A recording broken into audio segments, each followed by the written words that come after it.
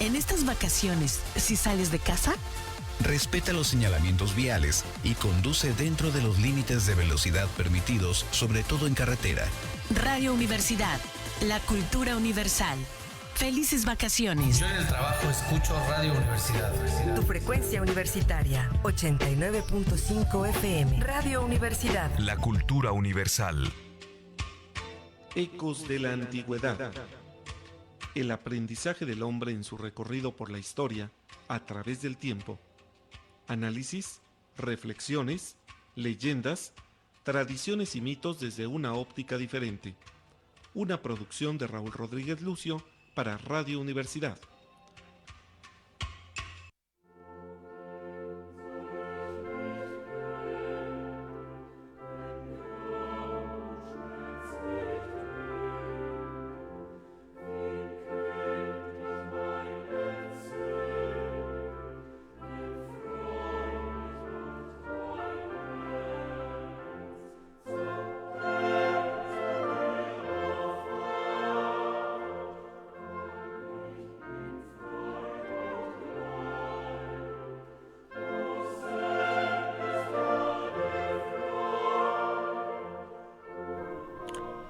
Ecos de la Antigüedad presenta en estos tiempos santos de Cuaresma, que hicimos 2 programas sobre la síndrome de Turín. Ahora ya en plena Semana Santa vamos a tratar un tema fuerte, delicado, pero desde el punto de la historia, que solamente una vez lo tratamos José y yo, que eran tiempos de la pandemia, no pudimos dar la cara, ahí hicimos nuestros debates, ya te acuerdas cómo sí. Me mandabas una voz y yo luego contestaba, editaba y así se fue, ¿no? Entonces fue la única vez que se hizo, pero ahora tenemos aquí al padre Ricardo Aguilar de Teotihuacán, quien es todo un experto en temas de Jesús histórico.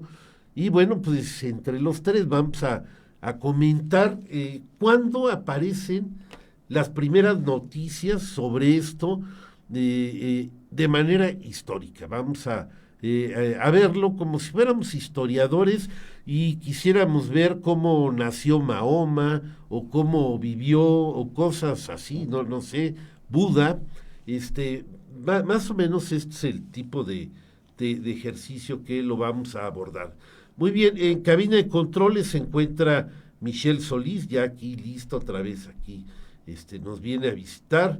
El panel, bueno, pues el padre Ricardo Aguilar, que ya había anunciado anteriormente, José Quesada Fox, y aquí, bueno, al micrófono habla un servidor, Raúl Rodríguez Lucio. ¿De qué otras maneras, José, se pueden comunicar con nosotros, escucharnos?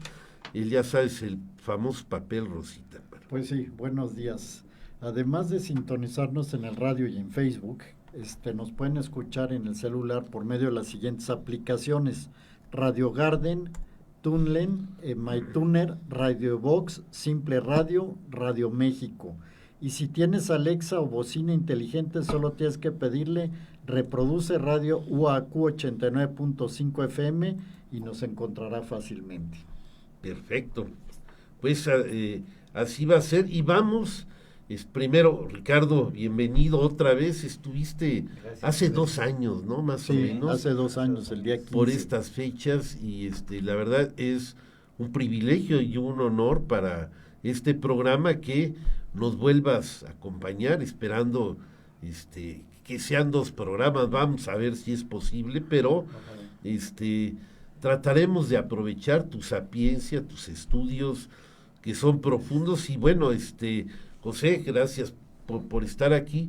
Y bueno, a mí, como primera cuestión de abordaje, digamos, ¿cuándo aparece una primer noticia por escrito de que Jesús ha resucitado?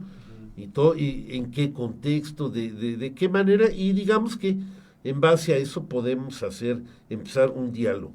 Sí, muy bien. Bien, antes que nada, pues gracias por la invitación, un saludo a toda la audiencia. Y abordamos este tema precisamente cuando nos preguntamos cómo es que surgió la noticia acerca de la resurrección.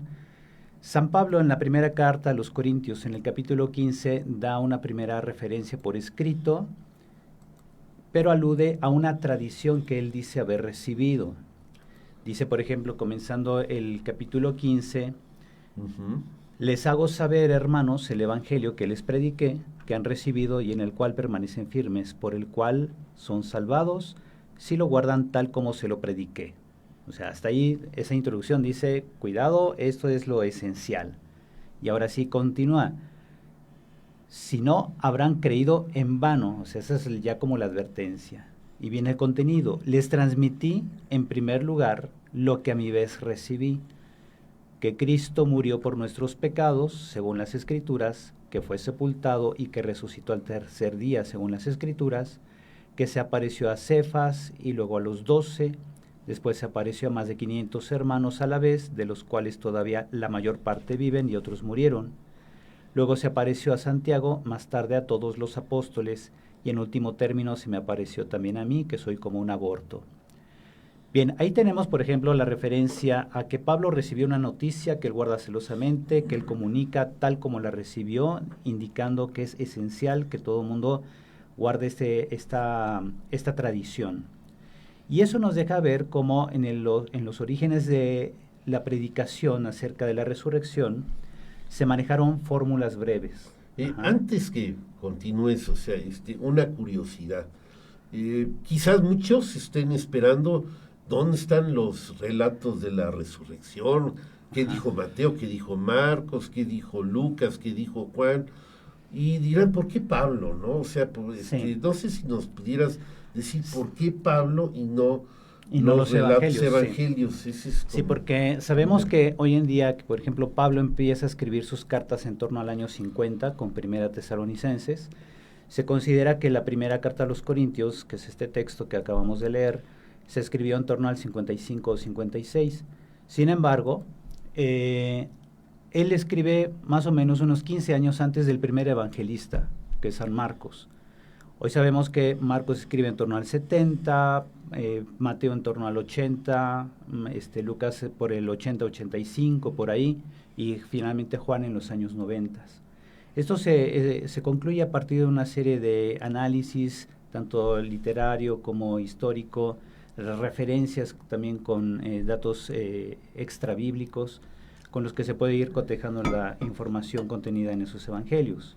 Por eso se da la importancia al texto de Pablo como el más antiguo de todos. El más antiguo, okay.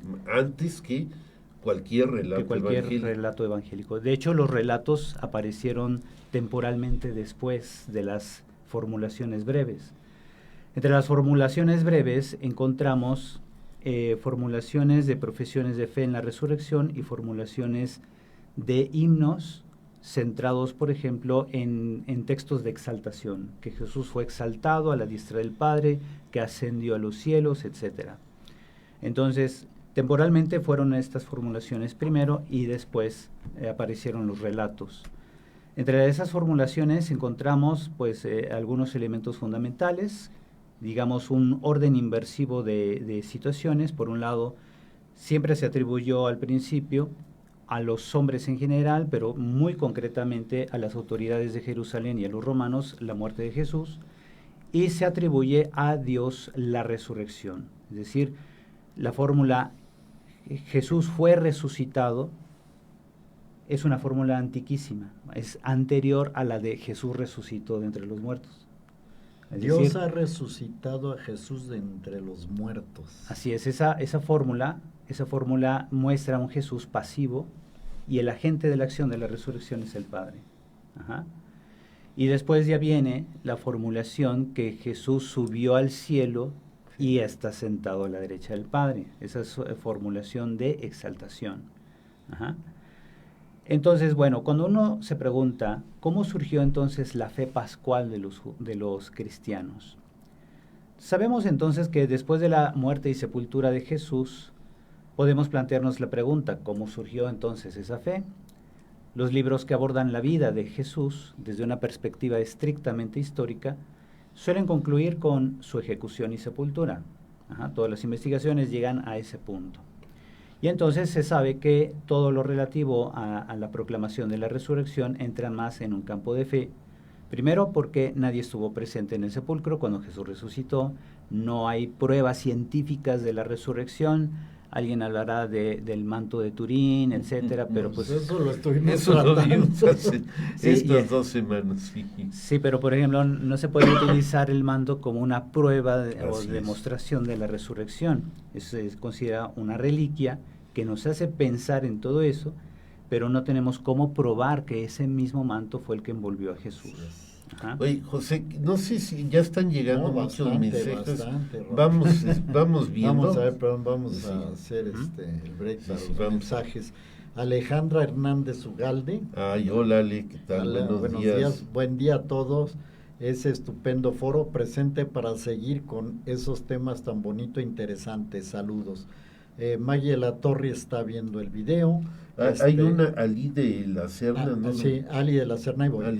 Saludos desde México al padre Ricardo, un sacerdote entregado a la enseñanza de las Sagradas Escrituras.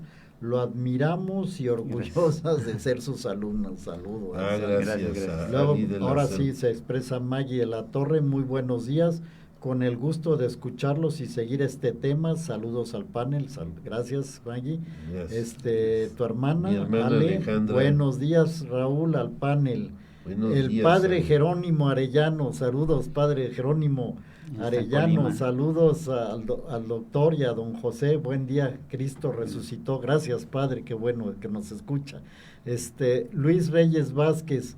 Buenos días en este sábado de gloria. Saludos al panel. Bienvenido al padre Aguilar. Con mucho gusto e interés en el tema de hoy. Sí, Mauro Rivera Montaño, nuestro querido Mauro. Sí. A ver qué dice.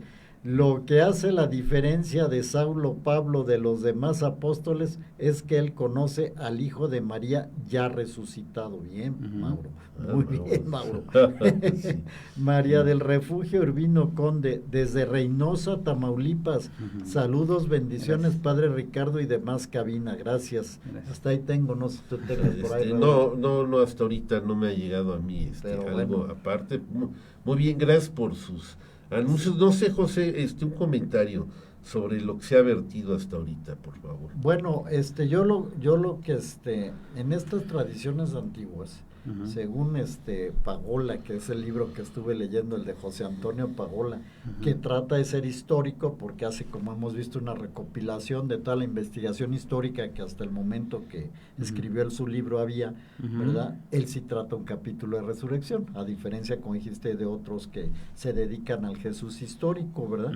Y él, haciendo referencia a lo mismo que tú haces, de esos dichos antiguos que toma Pablo, habla de que se utiliza los verbos despertar y levantar, que en griego, ahí me corriges, egeirein, aminestanai, o algo así. ¿Esos verbos tienen algo en particular o es como se escribía? El verbo egeiro en griego significa levantarse levantarse, y se utiliza precisamente en forma análoga para referir una resurrección, porque el tipo de resurrección de Jesús pues se presenta como un evento transhistórico o metahistórico, y no es como el revivir de Lázaro, de la hija de Jairo, el hijo de la viuda de Naín, que son relatos que giran en torno a que Jesús da vida a una persona que ha muerto, pero recupera las mismas características de nosotros y entonces temporalmente vuelve a morir. En cambio, para referir la resurrección de Jesús, aparte del verbo egeiro, se utiliza el verbo anístemi, que es también como despertar, levantarse. Viene el concepto de anástasis, que es resurrección, pero ya tiene una connotación más teológica, ¿verdad? O precisamente apuntando a una vida ya plena, una vida con carácter escatológico, o sea, como de fin de los tiempos, donde ya no tendrá una modificación posterior. Sí, mira, yo quisiera, de lo que dijiste, Corintios capítulo 15, yo tengo de versículos de 3 al 8, donde nada más ahondar un poquito, porque os transmití que a mi vez recibí, o sea, le dijeron que Cristo murió por nuestros pecados, según las Escrituras es paulino, o sea, el sentimiento paulino de él.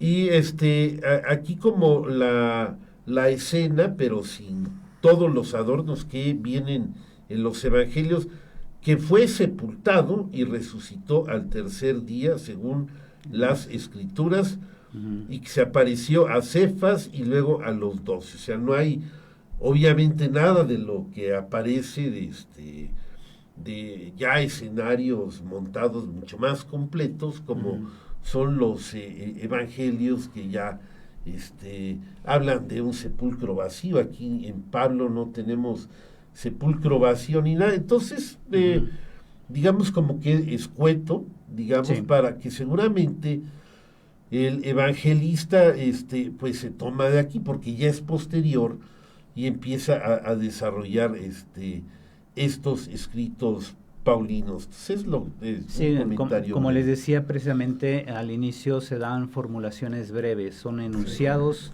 que surgen en una etapa súper temprana de la tradición cristiana. Como les decía, tenemos confesiones de fe por un lado y por otro lado himnos. Y después van a aparecer los relatos. Las confesiones de fe, por ejemplo, son la forma más antigua del llamado querigma, que es el anuncio central de la resurrección de Cristo, y el mismo Pablo va refiriendo: les transmito lo que recibí, que Cristo, o sea, ya está utilizando ahí un término con una connotación teológica, y cuando dice que resucitó según las Escrituras, nuevamente es una relectura teológica de una serie de situaciones o eventos que a él se le refieren. Tenemos la idea: Dios resucitó a Jesús de entre los muertos, aparece en Romanos, 1 Tesalonicenses 1:10, que de hecho es importante porque es la primera carta en todo el Nuevo Testamento. El primer escrito es 1 Tesalonicenses, cronológicamente hablando, que se escribe 20 años antes del primer evangelio. Tenemos Gálatas, 1 Corintios, 2 Corintios y Hechos de los Apóstoles. Luego más adelante surgieron fórmulas más elaboradas, como las que tenemos aquí en 1 Corintios 15, que ya está muy, muy repasada, digamos, con una perspectiva cristológica. Y luego vienen a aparecer las llamadas fórmulas de himnos, que tienen como símbolo central la resurrección y la exaltación. Más bien la exaltación, perdón, y no la confesión en la resurrección, porque son posteriores. Los himnos tienen, por ejemplo, o suelen tener estructura poética, hacen alusión a breves pasajes narrativos, pero no tanto, no los desarrollan. Tienen cierta conexión con la idea de Enoc, Elías y Moisés, que ascienden al cielo, y significa que han recibido como premio el que Dios los asocia a su vida eterna y evitan así la muerte, o no se permite que sus cuerpos se corrompan, ¿no? Aunque de Moisés se dice explícitamente en la Biblia que sí fue enterrado, hay tradiciones que luego lo presentan casi como subido al cielo, ¿no? Ahora, también tenemos el símbolo de los himnos, es que no pretende sustituir, por ejemplo, la profesión de fe en la resurrección, sino que la complementa o profundiza. Y después tenemos los llamados relatos. Los relatos pascuales, que sí aparecen en los evangelios, son un género literario diferente a los otros dos, es decir, a profesiones de fe y a fórmulas de himnos. Y estos relatos están orientados a la catequesis y a la exhortación. Fueron usados para formar y consolidar esa fe de quienes no habían vivido directamente la experiencia original del encuentro con Jesús resucitado. Los relatos tienen la función de desarrollar de manera narrativa y simbólica lo que en las fórmulas ya se venía expresando de mucho tiempo atrás. Entonces, hay que advertir, una lectura literalista de los relatos de resurrección puede llevar a interpretaciones erróneas o fundamentalistas. lo cual es pues bastante peligroso, ¿no? Por supuesto. De ahí han surgido guerras Sí, interminables, sí, ¿no? sí. Todo porque no toman los cursos conmigo. Así no, porque... Y hablando de eso, sí, acabo de recordar algo, este miércoles que viene vamos a hacer una conferencia en el Museo de los Conspiradores. Es con motivo celebrando que este año Ecos de la Antigüedad está cumpliendo 30 años de existencia. Y el primer tema que se toca, fíjate Ricardo, fue la Sábana Santa. Hace 30 años, era lo que estaba estudiando, y cuando me dijeron, órale, éntrale, y ¿qué tienes listo? Pues tenía listo eso, y era entre dos personas, el doctor Guillermo Murillo y un servidor, él analizando la parte científica, yo la histórica. Bueno, este miércoles, en conmemoración de 30 años, Museo de los Conspiradores, a las 6:30 de la tarde, la conferencia La Sábana Santa o la Síndone de Turín, que ahí vamos a estar, están cordialmente invitados. ¿Qué fecha es? ¿20 qué? 20, caray, no, ya los tomamos, a ver, ahorita. El miércoles es 23. 23 de abril. El 23 de abril, invitados, Museo de los Conspiradores, que está en 5 de mayo, ahí en el andador 5 de mayo, del lado derecho, poquito antes de llegar a la Plaza Constitución, 6:30 de la tarde, la entrada es libre y con mucho gusto. Y Ricardo, por favor, o sea, tú también tienes mucha difusión en esto y muy interesante. Coméntanos, por favor. Sí, muy bien. Pues ahora, pasando a los relatos, les decía, hay dos núcleos temáticos en los relatos. Por un lado, la visita de las mujeres al sepulcro vacío y las apariciones del resucitado.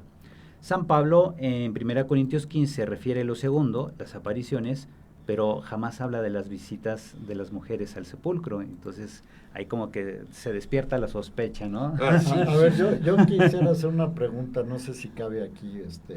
Sí. Mira, ahorita decías, cuando San Pablo hace ese relato que es anterior, ¿verdad?, a los evangelios, él dice resucitó según las escrituras. Y entonces yo antes de tomar los cursos y estudiar, pues no me daba cuenta de que las cartas paulinas pues son anteriores al evangelio, porque en la Biblia vienen primero los evangelios, los hechos y luego las cartas paulinas. Entonces como que pensaba que así era, ¿no? Entonces, bueno, pero ya sabiendo esto, entonces dice según las escrituras, no había evangelios, no había hechos de los apóstoles. Entonces, ¿a qué escritura se refería Pablo? Sí, concretamente te decía, cuando él habla de las escrituras que anuncian así la resurrección con antelación, primero, eso es parte de lo que Pablo recibió. Es decir, Pablo recibió una tradición ya teologizada. O sea, no recibió una noticia nada más de que Jesús resucitó, sino se hizo una relectura para encontrarle un significado al acontecimiento de la resurrección, que no es el acontecimiento en sí, sino el acontecimiento del por qué algunos dijeron que habían visto a Jesús después de muerto, y que habían convivido con él, que recibieron una misión de él, etcétera. Entonces, uno de los textos que más se alude es, por ejemplo, el texto de Jonás, que cuando Jonás entra en el vientre de la ballena hasta 3 días y es vomitado por la ballena y prácticamente revive, decimos, volvió a nacer. Eso se toma como uno de los textos que preanuncian la resurrección. Y hay otros pasajes que también, pues así, haciendo una relectura un poco más compleja de textos del Antiguo Testamento, podríamos decir, ahí se está preanunciando la resurrección. ¿Por qué digo una relectura compleja? Porque comúnmente en el judaísmo, antes de la aparición del cristianismo, no tenemos referencias de la creencia en la resurrección, ¿verdad? Solamente son muy pocos los textos. Por ejemplo, tenemos pasajes en los libros de los Macabeos, que por cierto los judíos no los aceptan, que hablan de la resurrección, ¿verdad? El pasaje de Ezequiel 37, donde habla de los huesos secos, la resurrección de huesos secos, es una como poesía, una especie de metáfora de cómo Dios a los que están sufriendo el exilio en Babilonia los va a revivir, los va a volver a llenar de ánimo por medio de la predicación de la palabra.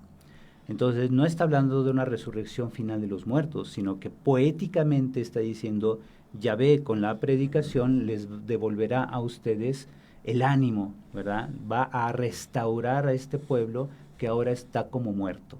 Ajá. Sí, mira, yo hablando de esto, ¿por qué será así, no? Porque, digamos, uno pensaría, Pablo, que escribió primero, anterior a la guerra judeo-romana, 20 años antes que los evangelistas, no habló un poco más claro de Jesús. Yo te voy a referir aquí un pasaje de 2 Corintios, capítulo 5, del 14 al 17, donde creo que ahí está la respuesta a esto. Dice: porque el amor de Cristo nos apremia a pensar que si uno murió por todos, todos por tanto murieron. Y murió por todos para que ya no vivan para sí los que viven, sino para aquel que murió y resucitó por ellos. Y luego aquí viene lo más fuerte, versículo 16. Así que en adelante ya no conocemos a nadie según la carne.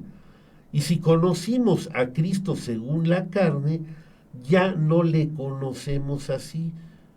Por tanto, Él está en Cristo, y esa es nueva creación.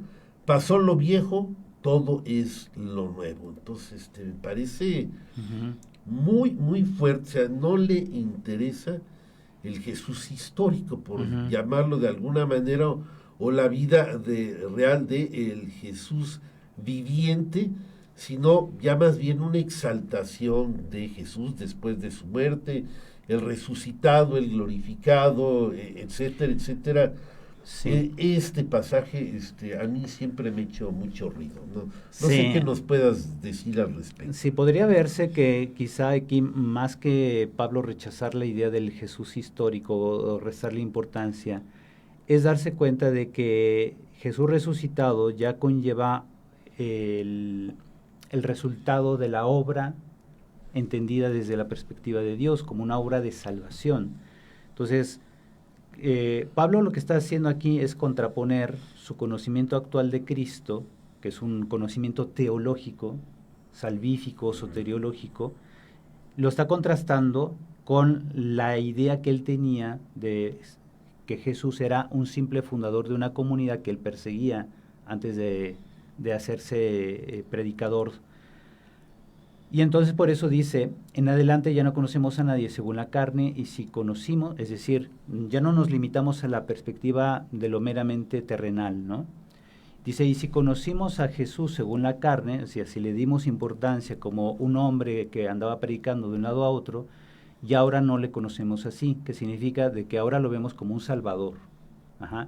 Y entonces Pablo dice: lo que alimenta la fe de la gente no es simplemente hablarles de un predicador que anduvo de un lado a otro, que se le atribuyeron curaciones, etcétera, sino que ha logrado una obra donde modifica la condición de la humanidad, que antes eran una humanidad pecadora, una humanidad sin rumbo, y ahora es una humanidad que ya tiene una oferta de salvación, una oferta ya consumada a través de la resurrección de Cristo.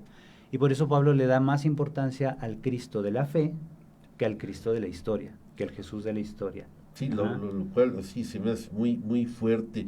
Miren, ya estamos cerca de la mitad del programa, pero hay más. Aquí hay unos saludos. Unos mensajes. Hugo Mendoza, abrazos fuerte, afectuoso, Padre Ricardo. Gracias. Bueno, de él. Gracias. Graciel Ramírez Retana, saludos Padre Ricardo y bendiciones desde Chihuahua. Gracias. Jania Flores, bendiciones desde Mexicali. Gracias. Se le quiere Padre Ricardo. Gracias. José Hernán del Valle Jiménez, saludos al panel. Sí. Consuelo Rodríguez, Gracias, Padre Ricardo, por su catequesis. Dios te bendiga y saludos desde Hermosillo, Sonora. Gracias. Irma del Río, escuchándolos como todos los sábados. Saludos al panel. Saludos, Irma.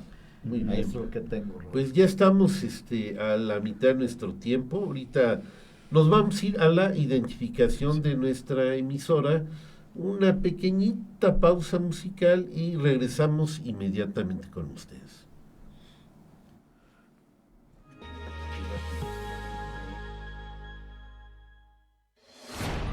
XHUAQ 89.5 FM.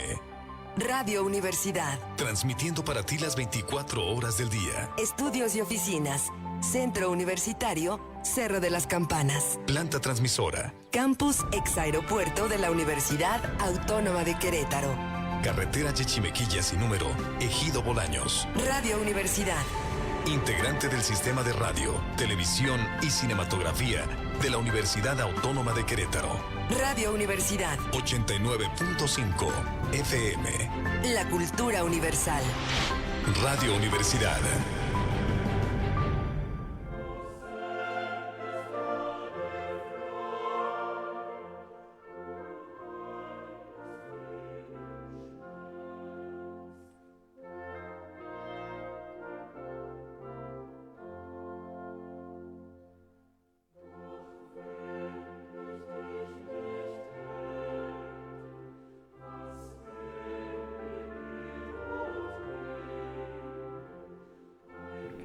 Bien, amigos míos, ya estamos en la segunda parte del programa. Y llegaron unos más mensajes amigos. más. Llegaron ahorita José Ramírez, saludos, doctor Ricardo. De Tecama. José desde Dice Tecama, sí. Tecama, que obviamente. Sí, sí, sí. Mónica Limón, saludos, Padre Ricardo. Papito, Dios le bendiga, así dice ella. Rosa Leticia, saludos, Padre Ricardo, desde San Martín de las Pirámides. Pues, Ay, ese los lugar vecinos. está precioso. Un fuerte abrazo. Gracias. Me encanta. Y Gabriel Maggi, felicidades al doctor Ricardo desde Tlaxcala. Bueno, Gracias. de todos lados Muy nos están bien. llegando. Sí, antes de comenzar, Ricardo, ¿no nos dijiste cómo te pueden escuchar o cuáles son tus cursos o de qué manera te pueden contactar para pedirte información y todo esa parte? Digamos, porque en efecto el padre Ricardo da cursos vía internet ahí, y son muy buenos, maneja página. Excelentemente la historia. José, pues tú los has recibido. Pues yo he recibido No, los ya cursos. no vamos a desayunar por culpa de Ricardo, ya se acaba el programa y José dice, ya me voy, ya va a empezar el programa del padre Ricardo y ya. No, ya empezó, a las contamos 9 con José. empezamos allá, ya no Y salió. cuéntanos, Ricardo, ¿cómo le pueden hacer así? Sí, miren, tengo un canal de YouTube que se llama, bueno, es mi nombre, le pongo DR de doctor, DR Ricardo Aguilar Hernández. Ahí me pueden encontrar. Tenemos actualmente poco más de 1,400 seguidores. Y ahí voy subiendo continuamente, por ejemplo, los comentarios a los textos de cada domingo. Pero son comentarios donde voy retomando elementos del texto griego, que es el idioma que se leyó, se escribió el Nuevo Testamento. Principalmente son, por ejemplo, para sacerdotes que están preparando sus homilías o laicos que quieren profundizar más en la palabra de Dios, y ahí les voy dando una explicación. Pero también a lo largo del año voy dando cursos que luego anuncio a través de mi canal. Son cursos que doy de profundización bíblica, son cursos que elementalmente son de formación permanente para todos los que aman la Biblia. Abordo tanto Antiguo como Nuevo Testamento y algunos cursos que son especiales, como por ejemplo Antropología Cultural del Nuevo Testamento, el Jesús Histórico que estoy dando ahorita. Son cursos de un semestre, ¿verdad? Son 64 horas de clase, la mayoría de ellos. Y en verano también doy algunos cursos. Y también la Universidad Pontificia me convoca y estoy dando cursos continuamente en la universidad, a veces en el semestre, otras veces en el verano. y pues sí, es una actividad completamente dedicada a la difusión de la palabra de Dios. Y digamos que esa es la parte de la misión que me encomienda también mi obispo, don Francisco Escobar, porque te tienes que poner a estudiar. Y así es. Sí. De hecho, yo, por ejemplo, luego llego a colaborar, por ejemplo, con algunos párrocos o celebrar la misa con algunas religiosas, etcétera, pero no tengo ahorita parroquias. Yo fui párroco también, fui decano y otros cargos, pero me dedico ya completamente a la palabra de Dios, ¿verdad? Que es algo que muchos otros obispos dicen, pues es buena idea de tener un padre dedicado solamente a la difusión de la palabra. Dirigí por 5 años la animación bíblica de pastoral la animación bíblica de pastoral en mi diócesis, pero actualmente, por ejemplo, he creado un instituto online para cursos bíblicos que se llama Verbum Domini. Tenemos página de internet también, verbumdomini.online, y ahí pueden ustedes entrar y buscar los cursos que estoy dando y así, ¿no? Y esa es la forma como trabajamos todo el año. Y aquí viniendo también a tu programa, con gusto. Pero también en esas páginas tienes grabaciones, tienes sí. Temas. Ahí voy subiendo grabaciones, voy subiendo temas. Sí puedes ir a desayunar, ¿verdad? Pero no quieres oír en vivo. No, pero a ver, los cursos que sales corriendo son cerrados, o sea, pagas el curso y estás escuchando el curso. Sí. Pero aparte hay otras grabaciones o temas. Sí. No, pues además sí lo quiero escuchar en vivo. Sí. Porque tengo siempre preguntas. Pues sí. Muy bien, vamos a continuar con nuestro tema después de, una vez más, aprovecho antes de retomar el tema, miércoles 23 de abril, en Museo de los Conspiradores, que está Andador 5 de mayo, número 11, pero está antes de llegar a la Plaza Constitución, del lado derecho, Museo de los Conspiradores, 6:30 de la tarde, la Sábana Santa.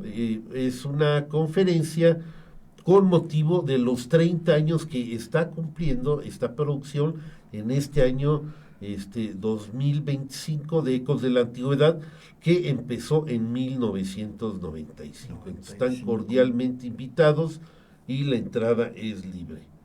Sí, muy bien, retomando el tema, Ricardo, yo aquí, entre la tarea que hice, Pablo habla de la resurrección en Romanos, ya lo habías dicho, capítulo 1 al 4, Romanos del 4 al 25, en Romanos, en Corintios el 15, 1 Corintios 15. Capítulo 15, versículos 3 al 8, en sí, hay más menciones donde él habla de la resurrección, aunque de una manera, obviamente, no la que conocemos, que es está llena de elementos, de situaciones personales, de cómo llegó, cómo lo sepultaron, quién era el dueño de la tumba, las mujeres que lo van a ungir, en fin, o las que llegan y ven el sepulcro vacío, o sea, hay mucha información, pero ¿qué nos puedes ya, digamos, para comentar en comparaciones de, obviamente, la muy abundante información que contienen los evangelios a lo escueto que da Pablo, pero que es lo primero, que es lo más importante, que es el primero que habla de esto? Sí, decíamos como los relatos de resurrección que encontramos en los evangelios, pues están confeccionados, digámoslo así, para fortalecer o suscitar la fe a personas que no tuvieron esa experiencia original. Pero también vemos que en los relatos tienen, por un lado, elementos muy simbólicos, ya así como dices, como que ya tienen mucho repaso de perspectivas teológicas, que la aparición de un ángel o 2 ángeles, y qué significa que haya un ángel en el sepulcro. Todo eso son elementos teológicos, pero también es cierto que hay elementos tradicionales, elementos que no se pudieron haber inventado o no fueron simplemente diseñados desde una perspectiva teológica. Por ejemplo, si las mujeres en aquella sociedad no tenían gran relevancia social, ¿por qué sí son consideradas las primeras que testimonian a Jesús resucitado. Y entonces, entre esas mujeres sobresale la figura de María Magdalena. Entonces, incluso en el Evangelio de esta noche, que la Vigilia Pascual, yo ya subía a mi canal, por ejemplo, la explicación, el comentario al Evangelio de hoy, de esta noche, que habla precisamente de cómo María Magdalena es la primera mencionada entre un grupo de mujeres que van al sepulcro. Y en aquel tiempo se solía poner en la lista de una serie de personas, encabezaba siempre la persona que había sido más trascendente en el ámbito de la predicación. Es decir, María Magdalena siempre aparece en primer lugar. Y luego vienen otras, ¿no? Y entonces, bueno, cuando vemos que el Evangelio de San Juan también reconoce que María fue la primera que tuvo un encuentro con Jesús resucitado, no parece que se haya inventado ese dato. Y es muy diferente a lo que dice Pablo en 1 Corintios 15, que el primero que vio a Jesús fue Pedro. Entonces te quedas, o fue Pedro o fue María Magdalena. Claro. Y entonces, aunque el Evangelio de San Juan se escribe a finales del siglo I, parece contener la tradición más antigua históricamente. ¿Por qué? Porque presenta algo que rompe con la lógica de la sociedad. Totalmente. Que una mujer sea la primera que haya visto al Señor y que esa mujer dice haber recibido del Señor un mandato: ve y di a mis hermanos esto. Y entonces ella va y les dice, aunque no le crean al principio. Y de hecho el Evangelio de esta noche, tomado de San Lucas, dice efectivamente que a los apóstoles les parecían desvaríos de las mujeres, decían como que están medio locas y no les creen. Y luego va Pedro al sepulcro, no ve nada más que los lienzos y se regresa todo confundido. ¿Qué significa? Que precisamente para entender el significado de la resurrección requieres de un apoyo de lo alto, de una intervención divina, una revelación, como si la van teniendo las mujeres. Y de ahí la importancia de aquel hombre o dos hombres de blanco que están dentro del sepulcro, que representan la intervención divina que anuncia el significado de por qué está el sepulcro vacío. Entonces el sepulcro vacío no es una prueba, no es una demostración de la resurrección, sino que es interesante, porque digamos Marcos, el primer evangelista, aparentemente en una uniformidad literaria, su evangelio termina en un sepulcro vacío. Así es. Antes de empezar a hablar de quienes lo vieron, un sepulcro vacío en los 4 evangelios. Así es. Los 4 evangelistas. Y también la coincidencia de que en ninguno dicen, no, pues levitó, empezó a irradiar luminosidad y salió. No. Nadie describe algo así de cómo fue la resurrección. Exacto, sí. Y entonces les decía, por ejemplo, el sepulcro vacío tiene un significado. O sea, es un ámbito ahí que simplemente significa que Jesús no está ya en la dimensión de la muerte, no está sometido por la muerte. Y que vive, bueno, pues dicen los ángeles que él vive, bueno, interpretamos a estos hombres de blanco como ángeles, ¿verdad? Sí. Es decir, como hermeneutas o intérpretes del significado de por qué está el sepulcro vacío. Por tanto, pues son elementos muy teológicos que están en los relatos, que uno se quedará pensando, bueno, ¿y históricamente qué pasó? Pues lamentablemente nunca lo vamos a saber. ¿Qué fue lo que vieron las mujeres exactamente? Pues no lo podemos saber. ¿Por qué? Porque viene filtrado precisamente por décadas de predicación apostólica que después ya se concreta de una forma muy compleja en relatos.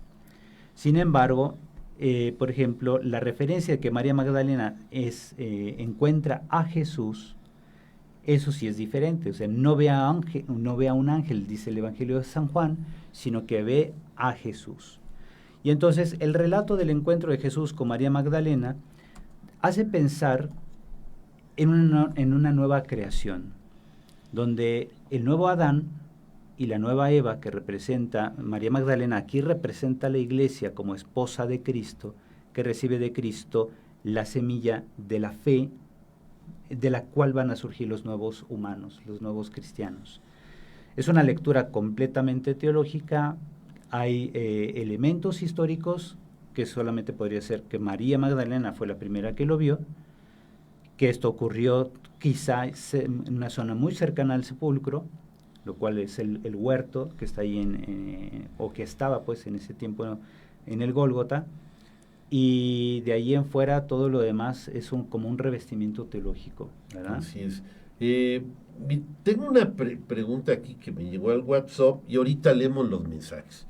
Sí, bueno, no, mejor al revés. ¿Al revés? Primero los mensajes Bueno, y voy con la pregunta que yo... Ali de la Serna, los cursos del padre Ricardo son adictivos por el profesionalismo, cariño y excelencia con los que los imparte. Sin duda es un hombre con un talento que le viene del cielo, eso dice Ali de la Serna. Marco Antonio Asprón, buenos días, escuchando las interesantes opiniones que están expresando hoy. La interpretación de la Biblia no es fácil, por lo que escucharlos a ustedes es importante. Saludos a los tres, gracias.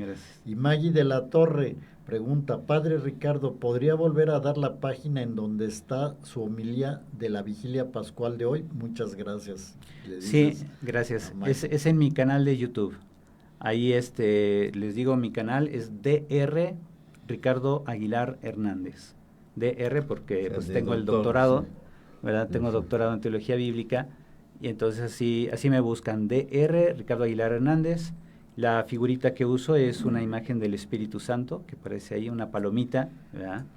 Y ahí me encuentran. Y obviamente el último video publicado, que lo publiqué anoche, es el comentario del Evangelio de la Vigilia Pascual.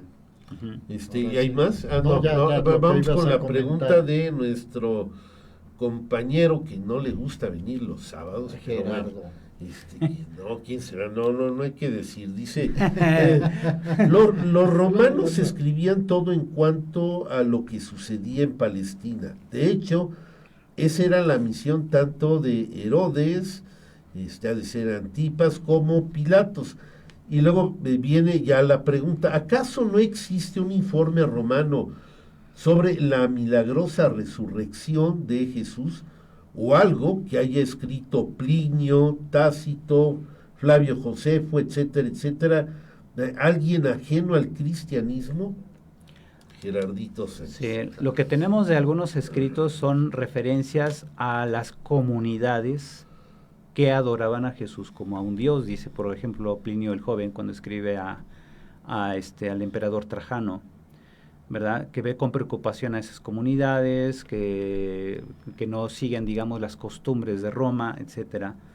Pero, ¿por qué no hablan de la resurrección? Porque la resurrección es un dato de fe, así es, ¿verdad? Solamente aquellos que precisamente comenzaron a adorar a Jesús como a un Dios, como refiere Plinio, pues simplemente lo hacen a partir de algo que ellos creen, digamos. Sociológicamente era un grupo que tenía ciertas creencias, y a eso al Imperio Romano ni le iba ni le venía, ¿verdad? O sea, no les importaba eso, como el mismo Pilato dice en el juicio cuando le dicen, es que él se dice esto, ¿no? Que es hijo de Dios. Y Pilato se queda así, ¿y a mí qué? ¿No? Esas son creencias de ustedes, ¿no? Sí. A mí tráigame problemas que tengan que ver con la política, claro, con el orden social. Y entonces por eso mismo, historiadores romanos que se interesen por los contenidos de la fe de un grupo de personas, pues no hay. O sea, no le daban importancia.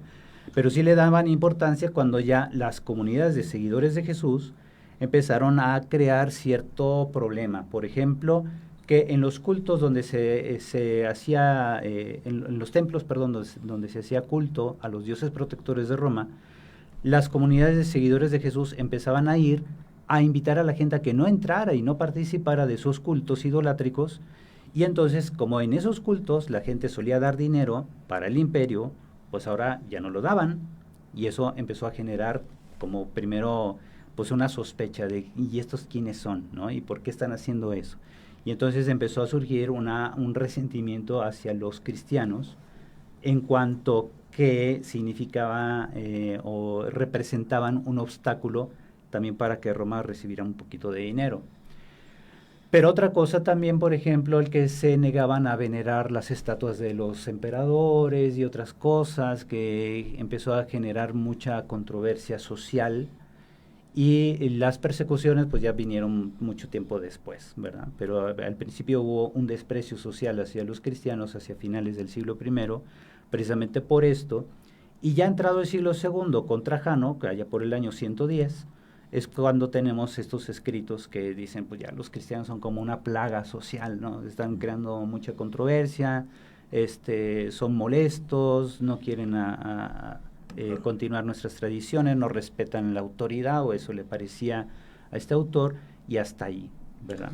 No hay en los apócrifos algo parecido a unas actas de Pilato, algún informe o cosas así que yo he escuchado, seguramente tardías, pero entre toda esa cantidad de literatura que se ha generado, ya después de la redacción de los evangelios, los famosos apócrifos, estos escritos ocultos que a veces nadie sabe de dónde vienen y todo, aunque y que en la mayoría de las veces son exageraciones o es una manera de llenar algún huequito de alguna falta de noticia que salían y aparecían estos escritos. ¿Habrá algo parecido, así como algún acta o informe de Poncio Pilato, algo, digamos, en el sentido de la pregunta de Gerardo Sánchez para su curiosidad? Sí, mira, tenemos por un lado, por ejemplo, la llamada Piedra de Pilato. Es un hallazgo que se encuentra en Cesarea Marítima. Se descubrió en 1961, es una inscripción en piedra caliza que data del siglo I. La inscripción está dañada, pero se puede leer claramente: Poncius Pilatus prefectus Iudae, o sea, Poncio Pilato, prefecto de Judea. La inscripción confirma la existencia de Pilato y su cargo como prefecto de Judea. Y sabemos, bueno, pues eso ocurrió durante el tiempo de Jesús. Claro. La piedra probablemente formaba parte del edificio dedicado al emperador Tiberio, ahí en Cesarea Marítima. Por otro lado, bueno, les decía, en Tácito, Plinio y Suetonio tenemos referencias sobre todo a pues, los seguidores de Jesús. Se atribuye a Tácito, allá por el 110, un texto donde habla brevemente de un Christus, indicando que fue ejecutado bajo Poncio Pilato, aunque claro, se ha discutido si es original de Tácito o es una interpolación cristiana. Tenemos de Plinio el Joven, allá por el 112, cuando escribe a Trajano, el joven gobernador de Bitinia y Ponto, que era él, Plinio, describe a los cristianos y menciona su creencia en Cristo, que dice, lo adoran como si fuera un dios. Tenemos a Suetonio, historiador romano, que en Vidas de los 12 Césares, escrita por el 121, menciona disturbios en Roma instigados por un tal Cresto, lo cual algunos estudiosos interpretan que pudiera ser una referencia a Cristo. ¿Seguidores de Cresto o Cresto? Ajá. Sí. Cresto, Sí. ajá. Y Crestos, bueno, sí. Flavio Josefo es más. Pues sí.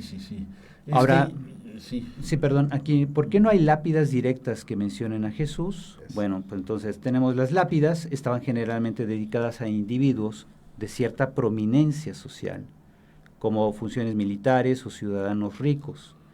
Y Jesús pues no era de ese estrato, así que pues no le daban importancia. En cuanto al contexto de la crucifixión, pues sabemos que es una forma en que los romanos castigaban a ciertos criminales y rebeldes, y por eso pues no merecían mayor explicación, porque dicen, ¿para qué le dedicamos a hablar a alguien que para nosotros era un criminal, ¿no? Entonces no le daban importancia a eso.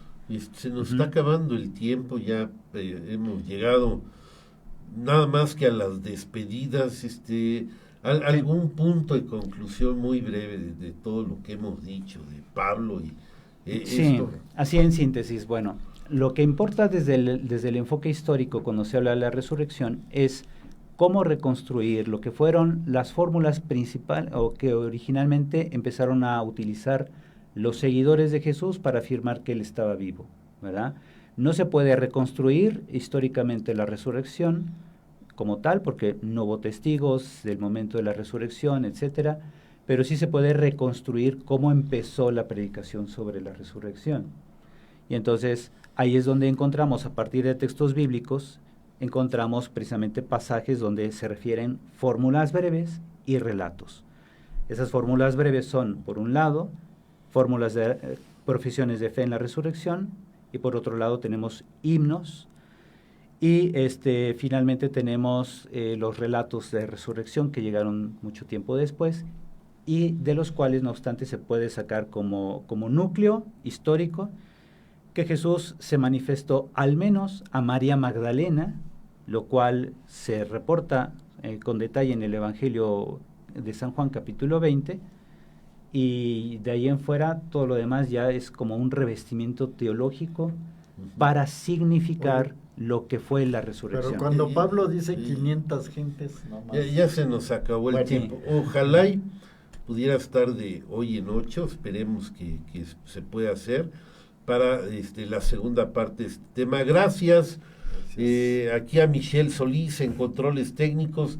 Gracias, Ricardo, encantado de tenerte. Gracias, José. Gracias, amigos míos, muchas gracias. Esperemos que tengan un bonito fin de semana, Santo, sábado de gloria, domingo de resurrección y luego semana de Pascua. Nos vemos, hasta la próxima. Ecos de la Antigüedad. El aprendizaje del hombre en su recorrido por la historia a través del tiempo. Análisis, reflexiones, leyendas, tradiciones y mitos desde una óptica diferente. Una producción de Raúl Rodríguez Lucio para Radio Universidad.